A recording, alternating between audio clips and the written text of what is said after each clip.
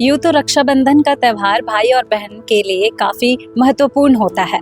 तो ऐसे ही हमारे देश के जवानों को राखी बांधने के लिए हमारे भिलाई के महिलाएं, बहनें कह सकते हैं, जो जवानों को राखी बांधने के लिए काफ़ी संख्या में पहुंची हैं। देखेंगे कि किस तरीके से हमारे जवान जिस तरीके से हमारी रक्षा करते हैं, सीमा में तैनात रहते हैं, इस तरीके से हमारी रक्षा करते हैं। तो उन भाइयों को राखी बांधने के लिए महिलाएं पहुंची हैं।